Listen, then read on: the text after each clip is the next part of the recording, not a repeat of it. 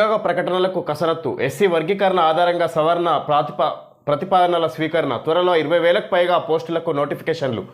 ఉద్యోగ ప్రకటనల కసరత్తు. ఎస్సీ వర్గీకరణ ఆధారంగా సవరణ ప్రతిపాదనల స్వీకరణ. త్వరలో 20,000కు పైగా నోటిఫికేషన్లు 20,000కు పైగా పోస్టులకు నోటిఫికేషన్లు వేయబోతుంది అన్నట్టుగా చూడొచ్చు. ఈ విధంగా రాష్ట్ర ప్రభుత్వం ఎస్సీ వర్గీకరణను ఆధారంగా తీసుకొని ఈ విధంగా పోస్టులను భర్తీ చేసే అవకాశం ఉన్నట్టుగా చూడొచ్చు. రాష్ట్రంలో ప్రభుత్వ ఉద్యోగాల భర్తీ కోసం నోటిఫికేషన్ల జారీకి పరిపాలన కసరత్తు మొదలైంది. కీలకమైన ఎస్సీ వర్గీకరణ పూర్తి కావడంతో వీలైనంత త్వరగా నోటిఫికేషన్ల జారీకి ప్రభుత్వం నియామక సంస్థలు కార్యాచరణ చేపట్టాయి. 2024-25 ఏడాదికి ఉద్యోగాల భర్తీకి ప్రభుత్వం జారీ చేసిన జాబ్ క్యాలెండర్కు అనుగుణంగా అప్పటికే ప్రభుత్వం గుర్తించి పంపించిన ప్రతిపాదనల్లో మార్పు చేర్పులు జరుగుతున్నాయి.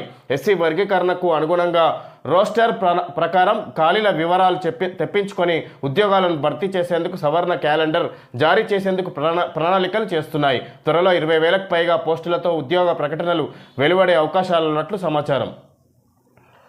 ఈ విధంగా ఇక్కడ ఎస్సీ వర్గీకరణ ప్రకారం ఈ విధంగా రాష్ట్ర ప్రభుత్వం ఉద్యోగ అవకాశాలు 20,000కు పైగా పోస్టులను భర్తీ చేసే అవకాశం ఉన్నట్టుగా చూడవచ్చు. ఈ విధంగా ఏదైతే ఎస్సీ వర్గీకరణ పూర్తయిందో ఎస్సీ వర్గీకరణ పూర్తి కావడంతో వీలైనంత త్వరగా నోటిఫికేషన్లకు జారీకి ప్రభుత్వం నియామక సంస్థలు కార్యాచరణ చేపట్టాయి. 2024-25 జాబ్ క్యాలెండర్కు ఉద్దేశించి ఈ విధంగా దాన్ని అనుసరించి పోస్టులను భర్తీ చేసే అవకాశం ఉన్నట్టుగా చూడొచ్చు. బ్యాక్లాగ్ పోస్టులు కూడా. రాష్ట్రంలో ప్రభుత్వ ఉద్యోగాల భర్తీకి ఏటా జాబ్ క్యాలెండర్ ప్రకటించాలని ప్రభుత్వం నిర్ణయించింది.